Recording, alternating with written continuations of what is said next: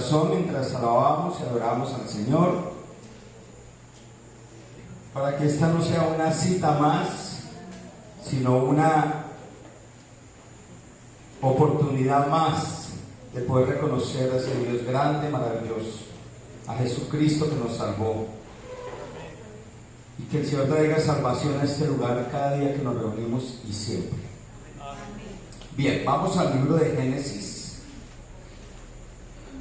Continuamos, hoy estamos en el capítulo 43. Sacaremos varios aspectos que me parecen son muy importantes mientras leemos todo el capítulo.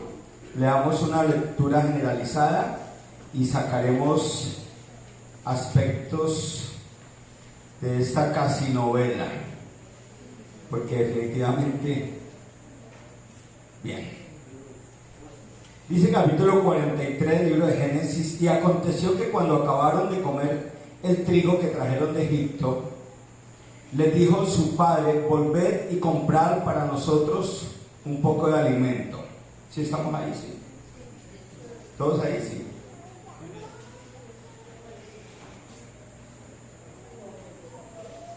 Vamos a ver.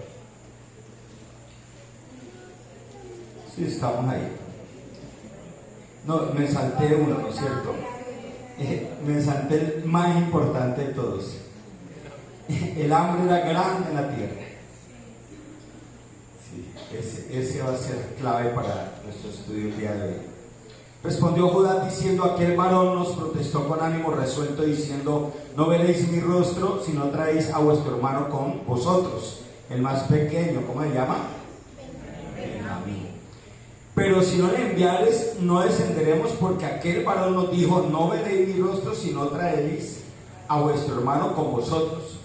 Dijo entonces Israel, que es el mismo ¿quién? Jacob: ¿por qué me hiciste tanto mal, declarando al varón que tenías otro hermano? Y ellos respondieron: aquel varón nos preguntó expresamente por nosotros y por nuestra familia, como si ya les conocieran, ¿no es cierto? Pero ellos todavía no se daban cuenta de eso. Diciendo: ¿vive aún vuestro padre? ¿Tenéis otro hermano? Y le declaramos conforme a estas palabras: ¿acaso podíamos saber que él nos diría: hacer venir a vuestro hermano? Entonces Judá dijo a Israel su padre: envía al joven conmigo. Y aquí salió el varonzote, pónganle cuidado. Y nos levantaremos e iremos a fin de que vivamos y no muramos nosotros y tú nuestros niños. Yo te respondo por él, papá. A mí me pedirás cuenta si yo no te lo vuelvo a traer. Y si no lo pongo delante de ti, seré para ti el culpable para siempre. Y bueno, aquí va a jugar con la suerte ajena. Pues si no nos hubiéramos detenido, ciertamente hubiéramos ya vuelto 2 veces. Entonces Israel su padre le respondió: pues que así es, hacedlo, tomad de lo mejor de la tierra en vuestros sacos y llevad a aquel varón un presente, un poco de bálsamo, lo que viene acá nada de comer, ¿listo? Bálsamo, un poco de miel y aromas, pues con miel nadie se va a sostener, ¿no es cierto? Y mirra, nueces, almendras, no había trigo para el pan, no había cebada. Y tomad en vuestras manos doble cantidad de dinero, y llevad en vuestra mano el dinero vuelto en las bocas de vuestros costales. Quizás fue equivocación, devuelvan el dinero. Tomad también a vuestros hermanos y levantaos y volved a aquel varón. Y el Dios omnipotente os dé misericordia delante de aquel varón y os suelte al otro vuestro hermano. ¿Quién estaba allá? Simeón, ¿listo? Y a este Benjamín, y si he de ser privado de mis hijos, pues que así sea. Entonces tomaron aquellos varones el presente y tomaron en su mano doble cantidad de dinero y a Benjamín, y se levantaron y descendieron a Egipto y se presentaron delante de José. Y vio José a Benjamín con ellos y dijo al mayordomo de su casa: llevad a casa de esos hombres y degüella una res y prepararla. Si uno parara ahí de huella, pues degüéllalos, ¿no es cierto? y déjame a mi hermanito pequeño, pero no, hay que seguir leyendo. Lleva a casa a esos hombres y degüella una res y prepárala, pues estos hombres comerán conmigo al mediodía. Un cambio total de tónica. E hizo el hombre como José dijo y llevó a los hombres a casa de José. Entonces aquellos hombres tuvieron temor cuando fueron llevados a casa de José y decían: por el dinero que fue devuelto en nuestros costales la primera vez, nos han traído acá para tendernos lazo y atacarnos y tomarnos por siervos a nosotros y a nuestros amos. Nos quieren matar llenos, más o menos, ¿no es cierto? Sí, esa era la verdad que todavía no despertaban. Nos quieren gorditos, como si fueran caníbales. Y se acercaron al mayordomo de la casa de José y le hablaron a la entrada de la casa y dijeron: ay, Señor nuestro, nosotros en realidad de verdad descendimos al principio a comprar alimentos, y aconteció que cuando llegábamos al mesón abrimos nuestros costales, he aquí el dinero que cada uno estaba en la boca del costal, nuestro dinero en su justo peso, y lo hemos vuelto a traer con nosotros. Hemos también traído en nuestras manos otro dinero para comprar alimentos. Nosotros no sabemos quién haya puesto nuestro dinero en nuestros costales. Por fin una verdad. Él le respondió: paz a vosotros. ¿Se acuerdan de Pablo en cada encabezado de sus cartas? Paz y gracia. Paz a los hebreos y gracia a los gentiles. Shalom. Y él le respondió: paz a vosotros, no temáis, vuestro Dios y el Dios de vuestro Padre os dio el tesoro en vuestros costales.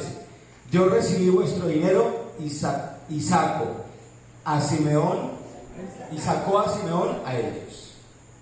Y llevó a aquel varón a los hombres a casa de José y les dio agua y lavaron sus pies. Ahora nos quieren llenos y limpios, pero matarnos.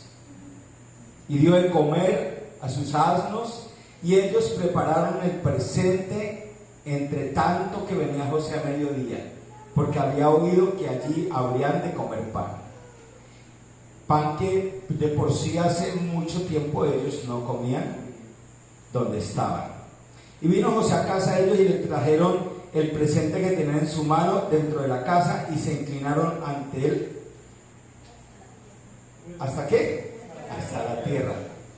¿Qué les recuerda a ustedes eso? La promesa de Dios. Entonces les preguntó José cómo estaban, y dijo: vuestro padre, el anciano que dijiste, ¿lo pasa bien? ¿Vive todavía? Y ellos nada que le acogían, ¿no? Y ellos respondieron: bien.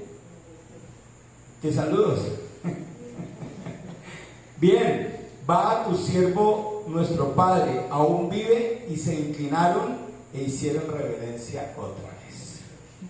Y alzando José sus ojos, vio a Benjamín su hermano, hijo de su madre, y dijo: ¿es este vuestro hermano menor de quien me hablasteis? ¿Cuántos años hacía que no veía a su hermanito? 20. Imagínense. Y dijo: Dios tenga misericordia de ti, hijo mío.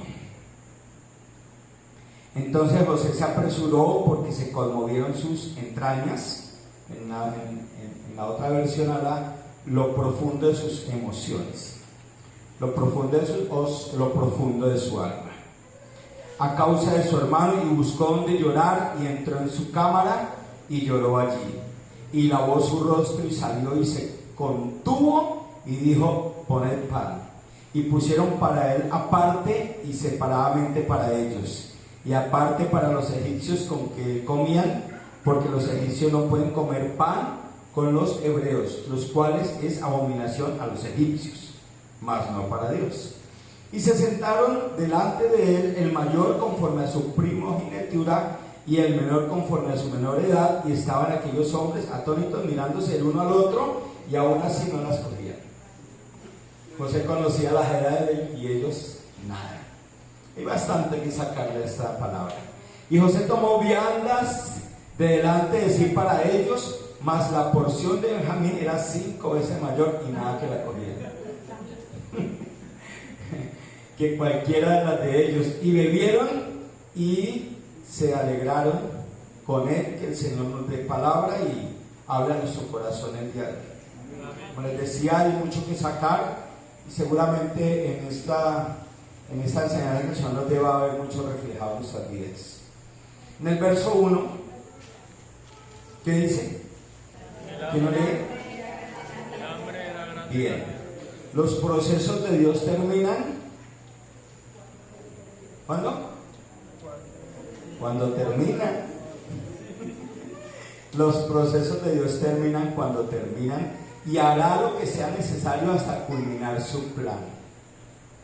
El plan no iba a terminar ahí. Todavía quedaba. ¿Ustedes qué creen que quedaba todavía por sacar?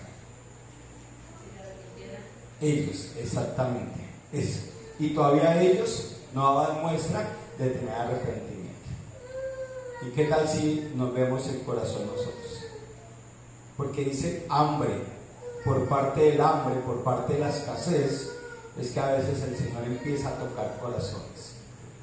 Cuando no se nos da un negocio y el otro negocio y el otro negocio, y cuando pasa cosas raras, y uno como que, ¿qué está pasando? Bueno, aquí nos podemos ver reflejados si hemos vivido esas situaciones, si se están viviendo o si han de vivirlas en cualquier momento. Y no solo el hambre, sino muchas situaciones en nuestras vidas. Yo quiero que vayamos al libro de Lucas, capítulo 15, del 13 al 16.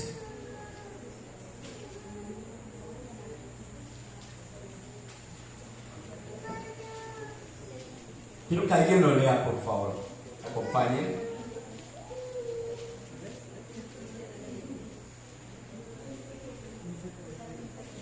Y deseaba llenar su vientre de las algarrobas que comían los cerdos. Estamos hablando de quién? Del hijo pródigo, ¿no es cierto? ¿Hay hijos pródigos acá? ¿O fueron hijos pródigos? Piensa. Puede seguir, esposa. 13 al 16. Que comían los cerdos, pero nadie le daba. Y volviendo en sí, dijo: ¿cuántos jornales en casa de mi padre tienen abundancia de pan y yo aquí perezco de hambre? Del 13 al 16. Es que llegue me habla y me confundió. Siempre echándole la culpa a otro. Entonces, inicio otra vez. No muchos días después, Es. dándolo todo, el hijo menor se fue lejos a una provincia apartada y allí desperdició sus bienes viviendo perdidamente. Y cuando todo lo hubo malgastado, vino una gran hambre en aquella provincia y comenzó a faltarle. Y fue y se arrimó a uno de los ciudadanos de aquella tierra, el cual le envió a su hacienda para que apacentase cerdos, y deseaba llenar su vientre de las algarrobas que comían los cerdos, pero nadie le daba. Y volviendo en sí dijo: ¿cuántos jornales? Hola, Pérez. 30 años y nada que se sujeta. Bien, un hombre que estaba con el Señor. Un hombre que estaba con el Señor y un día empezó a encontrar deleites allá afuera. Cosas que lo convencieron que eran mejores que lo que había aquí adentro. Sin embargo, el Señor permite que haya que en él, después de que se deleitó, rumbió, tomó, la pasó del Chiras, estuvo en Cartagena, Santa Marta, Barranquilla, La Guajira, hasta que se le acabó el dinero. Y en medio de ese proceso y en medio del hambre, viene a su mente un recuerdo. ¿Cuál? Cómo estaba con su padre antes. No tenía todos esos deleites que él vivió, no tenía todo lo que él gozó, placeres, en entre comillas libertad, pero era del Señor, era de Dios. Entonces Dios empieza a trabajar en ese hombre como está trabajando en estos hombres, porque tenía un plan para ellos. Todos conocemos las 12 tribus de Israel, que incluso todavía terminan apareciendo en Apocalipsis. las 12 tribus de Israel. Acuérdense que son, ¿cuántos? 144.000, 12.000 de cada tribu. Estos 12 hombres, a partir de ellos, se formarían las 12 tribus de Israel. Así que había un propósito para con ellos. Pero no estaban preparados para tan alto cargo, ¿sí o no? Para tan alto propósito. Entonces estaba trabajando directamente con ellos. Acá dice en el verso 1, el hambre era grande en la tierra. Yo estoy totalmente seguro que si ellos vuelven después, porque José les da trigo, ¿no es cierto? Les llena las alforjas. Si ellos vuelven allá y el hambre se acaba en la tierra, dejan tirado a Simeón. No vuelven por el mal, ¿sí o no? ¿Ya harían qué? 2. Porque Simeón quedó preso, como secuestrado, como una garantía, ¿no es cierto? Si ellos vuelven y se les arregla la situación, no vuelven. Primero porque estaban acobardados, estaban miedo. Ustedes ven el diálogo al principio, es un diálogo de miedo. Aquel varón nos dijo, ese señor nos dijo que si volvíamos, pobre Simeón, pero así quedaba. ¿Listo? Entonces Dios puso ¿qué? Hambre. Ahora trasladémoslo al 2022. ¿Qué necesita un hijo de Dios a veces para volver a los pies del Señor? Que empiece a tener problemas económicos. Si alguno de ustedes vino acá hoy, no cierre su corazón. No espere a vender la nevera. Bueno, vendiendo la nevera le baja el recibo de la luz, pero después tendrá que vender algo más. No espere, el Señor le está hablando a su corazón, como le estaba hablando a ellos, y como nos dimos cuenta, nada. Ellos no podían darse cuenta de lo que estaba pasando. Esa es como la primera parte del hijo pródigo. Asimismo, conociéndonos a nosotros, estamos seguros que si no fuera porque algo nos pasa, estuviéramos allá. Porque cuántas veces hemos querido volver allá. Cualquiera sea la situación, de mucha abundancia, de muchas dificultades, de lo que sea, quisiéramos volver allá. Entonces el Señor tiene sus planes maravillosos y permite alrededor de nosotros una serie de situaciones extraordinarias. Mira lo que dice Santiago 1, 3 al 4 en cuanto a ese tema. Apenas vamos en el verso 1 de Génesis. ¿Quién quiere leer Santiago 1, 3 a 4? Amén. Sabiendo que la prueba de vuestra fe produce paciencia, mas tenga la paciencia su obra completa, para que seáis perfectos y cabales, sin que os falte cosa alguna. Dios no anda haciendo cosas a medio pelo, como llaman. Dios no hace imitaciones. Dios no es made in China. Dios es perfecto. Dios al que llama lo perfecciona, lo trabaja. ¿Amén o no? Amén. Y a veces no nos damos cuenta de eso, pero que lo trabaja. Y a veces permite que se devuelvan un tiempito, como le pasó a estos hombres. Entonces dice que la prueba ¿la prueba de qué? ¿Produce qué? Paciencia. Entonces tiene que producir en nosotros tranquilidad porque estamos pasando por algo. Y después de eso dice que hay una esperanza hasta que esté completo el plan de Dios en esa ocasión. Hay dos formas en que el Señor trabaja en los que llama. Pónganle cuidado, eso es importante. Creo que de acá nosotros hemos experimentado esas dos formas incluso. Una de ellas es que Dios hace, a través del milagro, hace las cosas completas.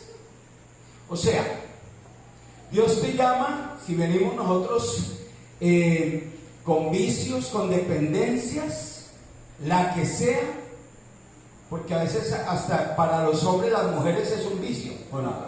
Entonces, si llegamos a los pies de Cristo, Él puede hacer, la primera parte es completo, te quitó la dependencia, así, vale. Cuando te diste cuenta ya no querías ningún vicio. No pasaste por una correccional, no pasaste por una institución de esas, nada, te lo quitó. Eso es perfecto. Dios no te quita la mitad. Dios no te dice si te fumabas 50, ahora te vas a fumar 25. Y en 2 años te quito todo. ¿No es cierto? No, todo, absolutamente. Eso es algo que Dios hace completo a los hombres. Si era la idolatría, te quita todos los santos, no te deja tan Cayetano y te quita la Virgen María. ¿No es cierto? Te quita la idolatría. Eso es una forma en que Dios trabaja. Si estabas enfermo, no te deja medio enfermo. ¿Sí? Te sana. De acá creo que hemos vivido eso. Creo que la gran mayoría, si no todos, que hemos venido a los pies de Cristo por una circunstancia de esas, el Señor ha orado bien. ¿Sí? ¿Ha estado así? Bien. Y muchas otras cosas. El mal temperamento, Dios trabaja en eso. La codicia, Dios trabaja en eso. Es una forma maravillosa. Pero hay una segunda. Entonces, el primero le vamos a llamar producto terminado. Llegaste a los pies de Cristo, Él te caramelió, te sedujo, dice la palabra en Jeremías. Me sedujiste, Señor, me sedujiste. Entonces te sedujo y te trajo. Y te hizo un milagro.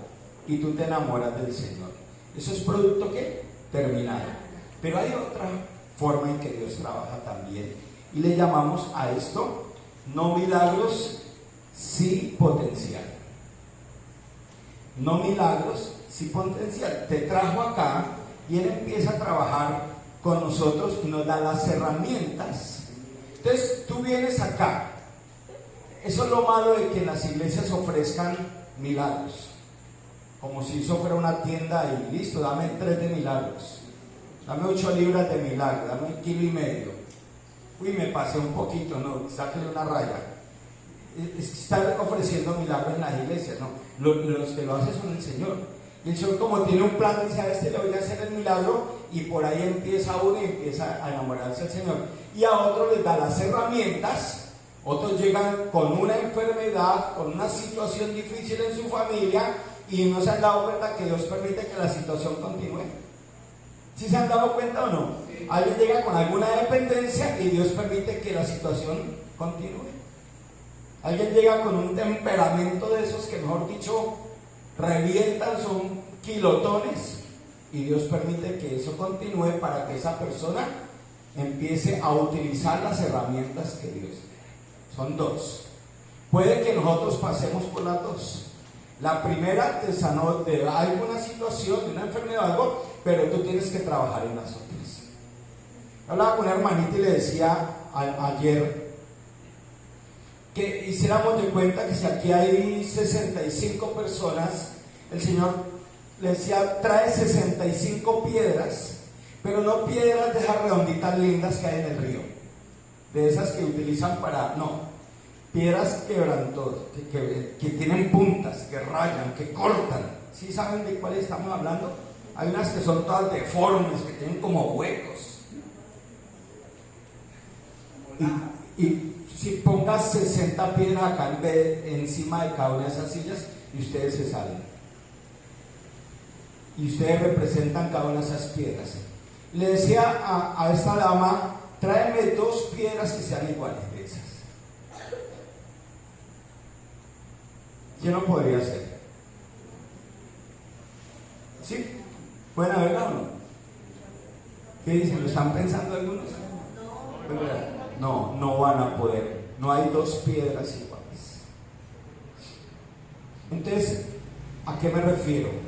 Hay una piedra que es grandota, que está sentada allá en esa esquina, filuda, corta, áspera.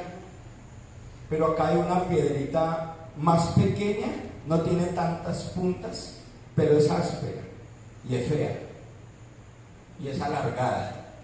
Pero acá hay una más grande, la más grande de todas está aquí, y esa sí tiene más puntas que la otra, y así sucesivamente. El Señor va a trabajar con cada uno a su manera. A la pequeñita la va a pulir para que sea una piedra pequeñita linda, ¿sí o no? Pero a la grandota la va a pulir para que sea una grandota hermosa, no más hermosa que la pequeñita, sino hermosa para sus ojos. Y nosotros somos esas piedras. de nosotros, muchos llegamos acá siendo tremendamente temperamentales, bravos, desafiamos el ají, ¿sí o no? Desafiamos el ají. ¿Qué va a hacer el ají? Y listo, no sé cómo podemos comparar esa piedra, pero otros que llegaron como unas palomitas, casi una piedra del río, como que veía que, ay, tan lindo, tan buena gente, ay, tan buenos, pero solo el Señor sabe qué tan buenos serán. Yo los voy a pulir. Y a cada uno le está trabajando su carácter, le está trabajando su temperamento, le está trabajando su carne, le está trabajando sus bajas pasiones, le estará trabajando sus vicios. A eso me refiero cuando hablo de no milagros y sí potencial. Entonces, ¿qué hace el Señor? Entrega a cada uno las herramientas. Usted tiene que venir a la iglesia. Si usted no viene a la iglesia, usted no va a recibir herramientas, sencillo. Si usted no trabaja con la iglesia y usted es un cristiano que trabaja aparte de la iglesia, usted no va a ser pulido nunca. Y si usted ha sido así y regresa 5, 7, 10 años y se ve hoy, usted es igual. Usted no se ha dejado pulir del Señor todavía y sigue siendo la misma persona, con una diferencia, con años acumulados como cristiano. Aquí estamos viendo a estos hombres siendo pulidos durante años enteros. ¿Cuántos años? En ese momento vamos a contar 20 años trabajando con ellos.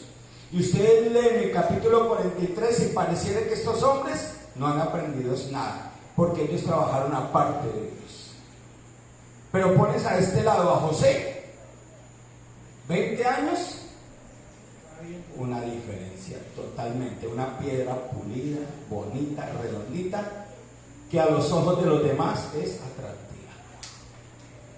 Cuando tú no te dejas pulir, tienes que vivir solo o sola en tu casa, porque los demás no quieren estar contigo. Se ahuyentan de ti porque dicen, uy, no. Esa es la realidad, mis hermanos. ¿Entendieron? ¿Qué clase de piedra eres tú? ¿Te has dejado pulir?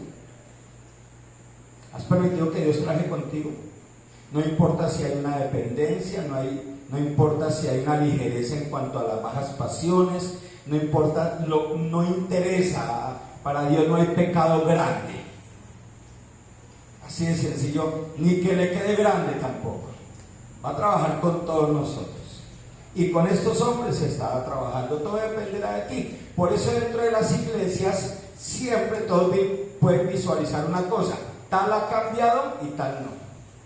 Ay, yo he visto su proceso y sí ha cambiado. No, pues qué alegría que esté diciendo eso y usted no. ¿No es cierto? No debería ser todo a la línea, que todos se dejen trabajar al tiempo. ¿Qué sacas tú con mirar el proceso de otros? ¿Qué sacas tú con mirar que el pastor se ha cambiado y usted se contentó con estar diciendo el pastor ha cambiado? Yo conocí al pastor a ser muy tremendo y hoy, uy, sí, y usted igual. ¿Eso es vergonzoso o no? Porque cuando Dios llama a un hombre a pastorear una iglesia y llama ovejas, quiere ir a la par con todos. Así como trabaja con el pastor, trabaja con las ovejas. Y es tremendo cuando las ovejas se empiezan a volver abejas. No, yo estoy bien, pero resulta que los frutos no se están viendo por ningún lado. Entonces tenemos otras partes, ¿listo? Producto terminado, cuando el Señor hizo el milagro, va a hacer milagros, pero hay otras áreas de nuestra vida que nos competen a nosotros. Soberanía de Dios, responsabilidad del hombre. Nos ha entregado las herramientas y vuelvo y les digo, si usted no viene a la iglesia, si usted viene una sola vez a la iglesia a la semana y no hace nada más en su casa y no estudia la palabra y no ora y no comparte con los demás, no espere cambiar. No espere, por favor. Van a haber unos cambios muy leves. Si usted viene 2 veces a la semana, recibe las herramientas y aparte de eso las pone en práctica en su vida, día a día, su cambio es fijo. Porque Dios no juega a los dados. Y vuelvo y le digo, Dios no anda haciendo mamarrachos. Él hace cosas perfectas. ¿Amén o no? Amén. Bien, en el verso 18, avanzamos en el 43, vamos a sacar partes importantes. En el verso 18, ¿quién lo quiere leer?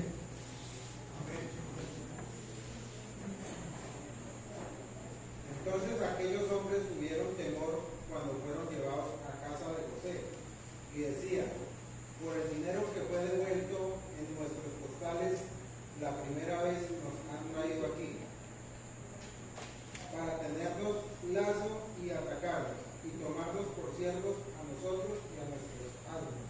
Perfecto. Como les decía, nada que se dan cuenta. O sea, el resto ya lo leímos y tiene que ver con esto. Entonces, ¿qué estaban haciendo ellos? Mirando a ver en qué, posiblemente porque Dios estaba así enojado, o posiblemente porque les estaba pasando eso, pero de acuerdo a ellos, como no había una intimidad, algo bien cercano con Dios, ellos solo podían ver, la visión era ¿qué? Muy corta. Entonces usted vaya al 42:22 de ahí de Génesis, regresa a un capítulo y lo relaciona con el 43:18, ahí lo puede usted relacionar. Lee 42:22, John, por favor. Entonces Rubén le respondió diciendo: no os hable yo y dije, ¿No os hablé yo? no hablé yo y dije, no pequéis contra el joven y no escuchasteis, he aquí también se nos demanda su sangre. Listo. Yo entiendo que no eres profesional tuteando. No, y todos entendemos eso. Es más, lo visualizamos. Es más, lo acabamos de experimentar, pero bien. Ponle cuidado. Lo importante es que todos tengan la Biblia para que no se confundan contigo. Eso es lo importante. Y lo lean también. Listo, entonces en el 42:22 ya es Rubén. Yo les dije a ustedes que no le hiciéramos daño al pelado. Y en este otro, eso fue por tal cosa. O sea, el hombre mirando a él porque es que Dios está bravo. Eso fue que yo hice tal cosa. Pero dense en cuenta que aquí no está lo importante. ¿Ah? No reconocen realmente, no era el pecado lo que le hicieron a José, era la vida de ellos, la actitud, la lejanía de Dios. No tenían una rectitud en su vida, no tenían principios, valores. Realmente su mente estaba bien degradada, y eso es lo que se debe reconocer. No es reconocer, porque cuando tú recibes a Cristo, tú no empiezas a reconocer tus pecados. Pues imagínate, cada uno de nosotros pasando al frente, reconociendo nuestros pecados, tocarían 2 meses para cada uno. Dejarlos en vigilia y hable y cuente. Y yo cuando pequeño hice cuando tenía 8 años, yo me acuerdo que hice después y cuando los 15 años, ya van 2 meses, y va como en 23 años y tiene 50 años.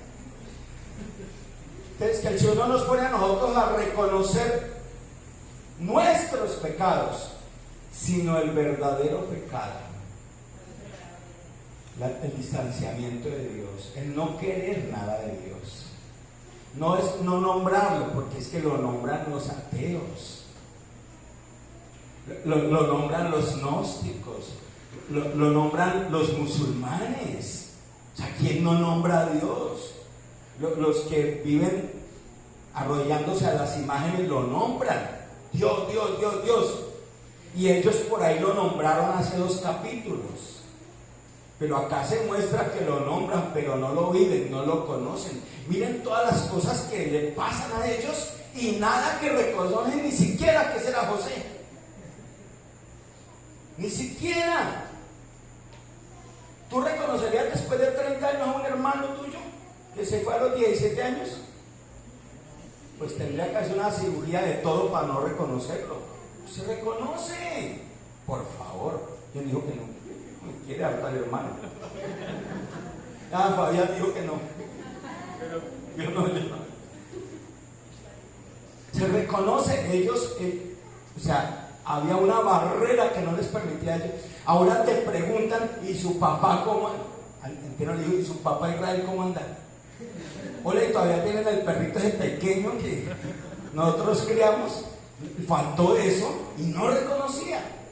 Entonces, ¿qué sacamos para nosotros hoy? Muchas veces nosotros declaramos el pecado que cometimos, el pecado reciente, por el cual uno cree que Dios lo está castigando. Ay, me mandó escasez porque es que yo no diezmo. No, mis hermanos, eso no es así. Tú puedes diezmar y vivir en escasez o no. Siempre está probando. Tengo escasez porque es que no ayudé al hermanito que estaba, no quise poner una cuotica para el hermanito que estaba pasando dificultades y el Señor me está castigando. ¿Sí? Entonces solemos reconocer el pecado que tenemos acá. Superficial. El superficial, No que fue pecado. Pero el pecado no es ese. El pecado es andar o no andar rectamente con Dios. Porque uno lo puede reconocer inmediatamente delante del Señor, antes de que haya una consecuencia. Así haya consecuencias. O sea, tú pecas y tú confiesas. ¿Sí entendieron? El problema es no saber que lo que estamos haciendo, lo que dijimos o lo que callamos es pecado. Entonces estamos esperando algo más grande. Cuando el pecado es ese momento, ahí sí toma el nivel de pecado. Y cuando viene la consecuencia, ¿de qué nos acordamos? De ese pecado. Uy, eso fue lo que yo hice. Eso fue lo que dejé de hacer. Uy, ¿verdad que no?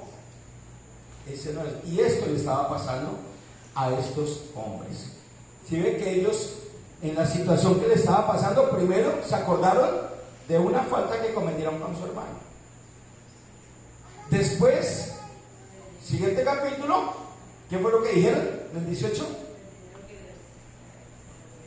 Dice que tuvieron temor, miedo. ¿Por qué? El dinero que habían llevado ellos. Sí, porque les apareció ese dinero ahí. Y ahí sí se miraban el uno al otro. Usted fue el ladrón, no eres yo. Incluso es sorprendente que solamente por la escasez que volvieron a tener fue que volvieron a llevar el dinero, si no, no lo habían llevado tampoco. No habían regresado el dinero. No, pues es que si no hubieran regresado, vuelvo y digo, si no regresan, si no es por el hambre, no regresan por Simeón, no iban a llevar el dinero. ¿Se dan cuenta? Si no es por las consecuencias, muchas veces no venimos a la iglesia. Si no es porque creció el enano, si no es porque se salió de control la situación, si no es porque empezamos a ver que realmente está sucediendo algo que yo no quería, entonces ahí sí vamos a la iglesia, que de pronto allá hacen una regla al chicharrón. Y así no son las cosas. Ya eran demasiadas cosas que les ocurría y empezaron a ¿qué? A sentirse culpables por todo lo que les ocurría, por todo. Pero lo que no sabían es que ese era el propósito de Dios hasta que admitieran su culpa. La segunda parte, mi esposa lo lee, Lucas 15, 17 al 19, no le va a echar la culpa a Jefté. 15, 17 al 19, del hijo pródigo, la segunda parte. Acuérdense, el hijo pródigo empezó a sentir ¿qué? Hambre, igual. ¿Se dan cuenta? Cuando tú empiezas a sentir hambre, pues vaya y coma algo. Cuando empiezas a sentir hambre acá, se tipificas cuando empieces a haber recortado tus recursos. No le eches la culpa a Pedro. No eches la culpa a la ONU. Sí, están pasando cosas tremendas a nivel mundial. Pero si nosotros somos hijos de Dios, no dependemos de los hombres. Y si un hijo de Dios empieza a tener ciertos recortes, ciertas circunstancias, entonces no empiece a buscar culpables. Aunque podemos visualizar que hay un plan tremendo allá para llevar a la gente a que esté suprimida en la parte económica, que es donde a la gente le va a doler para en un tiempo no muy lejano poder someter a todo el mundo como ya lo hicieron en la pandemia. Eso va corriendo, pero yo estoy hablando de cristianos que tienen visión amplia, extensa, que cuando empiezan a sentir que algo está pasando en su vida, en la parte económica, primero, usted no se va a morir de hambre. Segundo, usted no se va a acostar sin comer ningún día, como hijo de Dios. Sino que yo hablo es cuando empiezan a suceder cosas que no le dejan como avanzar. Si usted empieza a invertir acá y se le cayó el plan, invirtió acá, se cayó el plan acá, entonces entienda, váyase allá de rodillas delante del Señor, pregúntele por si acaso, ¿seré yo un hijo de Israel? ¿Seré yo un hijo de Jacob, Señor? ¿Seré yo acaso Rubén? ¿Seré uno de ellos que no admito todavía mi culpa? Va y pregúntele, no para que el Señor le abra las puertas del banco. Y mira, acá tienes la llave del tesoro, ve, allá en el patio de tu casa hay un croquis y el pirata dejó ese tesoro ahí hace 10 años. ¿Listo, mis hermanos? Vayan allá para que se pongan al día con el Señor. No sigan intentando por otros lados, por favor. Vayan de rodillas y el Señor, ¿qué está pasando en mi caso y en mi casa en este sentido? Y listo, el Señor no se va a negar. Dice que el que lo busca, lo halla. Ahora sí, segunda parte del hijo pródigo. ¿Qué pasó después del hambre? ¿Desde el 15? Sí, desde el 17. Y volviendo en sí, dijo: ¿Cuántos jornaleros en casa de mi padre tienen abundancia de pan y yo aquí perezco de hambre? Me levantaré e iré a mi padre y le diré: Padre, he pecado contra el cielo y contra ti. Ya no soy digno de ser llamado tu hijo. Hazme como a uno de tus jornaleros. Hasta el 19, sí. Miren tan bonito que él está relatando eso, pero hasta ahí no había tomado la decisión. Le diré, me levantaré. O sea, está pensando en volver a los pies del Señor. Qué bonito, ¿no es cierto? Va a haber una batalla, va a haber una batalla. Incluso cuando ustedes están aquí adentro y hay hermanos que vienen, hay cristianos que vienen a la iglesia, pero están alejados de Dios. No el que hagan la presencia del cuerpo significa que están cerca del Señor. Así que pues, cuando yo les pregunto ahorita cuántos hijos pródigos hay, de pronto no entendieron. Es que necesito que revises tu vida. Tú vienes a la iglesia, pero estás alejado del Señor. No tienes comunión con Él. Te preocupan las cosas grandemente. Estás a toda hora en tormentos, en dificultades, en desaliñados, qué sé yo, con depresión o lo que sea, como que no te sientes bien. Voy a leer la palabra y no puedo, algo me pasa, voy a orar y como que no me dan ganas. Eso es estar lejos del Señor, aunque no faltes a ningún culto. Puedes venir a todos, pero algo puede estar pasando en tu vida, estás lejos del Señor. Eso es una realidad, mis hermanos. Hay gente que va a las iglesias y está lejos del Señor, porque la iglesia no acerca a nadie al Señor. Las disciplinas de Dios sí lo acercan. Y eso puede estar sucediendo. Entonces este hombre estaba pensando, volveré. Tú puedes estar ahí diciendo, yo quiero volver delante del Señor, aún estando acá. Y es una decisión que vas a tomar. Y la vas a tomar hoy. Porque estás revisando tu vida en estos momentos y tal vez el Señor está hablando a tu corazón diciendo, tú estás lejos de mí. Tú vienes, tú cantas, tú aplaudes, tú haces algo, pero no estás cerca de mí. Hay algo que preocupa más en tu corazón que la cercanía conmigo. Eso el Señor te está hablando. Hay algo que te preocupa más a ti y que está robando tu atención más que la compañía de Dios. Entonces tienes que volver. ¿No te parece? Tienes que volver otra vez. El hijo pródigo estaba pensando volver, pero qué bonito, ¿no? Cuando le vino el hambre, o sea, digámoslo, cuando le vino el problema, dijo, volveré a la casa de mi padre, porque se acordó cómo vivía de bien. Ahora, para nosotros, el mejor momento que tú has tenido con el Señor es el que siempre tiene que venir al recuerdo. Siempre. El mejor. Y el mejor momento con el Señor no fue cuando te llegó un doble sueldo. cuando tuviste una alegría extra, ¿no? El mejor momento es cuando estuviste más íntimamente con Dios. Ese es el que tienes que recordar. ¿Cuál es? De pronto fue el primer amor, de pronto fue pasado el tiempo, de pronto fue una temporada X que tuviste una cercanía con Dios y sentías que no habían problemas en tu vida. Ese momento, cuando uno está bien cercano de Dios, no hay problema que le quite la atención, aunque para otros hayan problemas. Digo, ustedes están unos problemas muy berracos, pero cuando tú estás cerca del Señor, dices, no, yo no tengo ningún problema, lo tengo a Él. ¿Sí o no?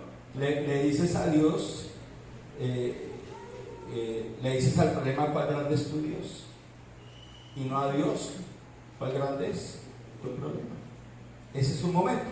Pero cuando tú ves los problemas más grandes que Dios, estás en problemas. Eso sí es estar en problemas.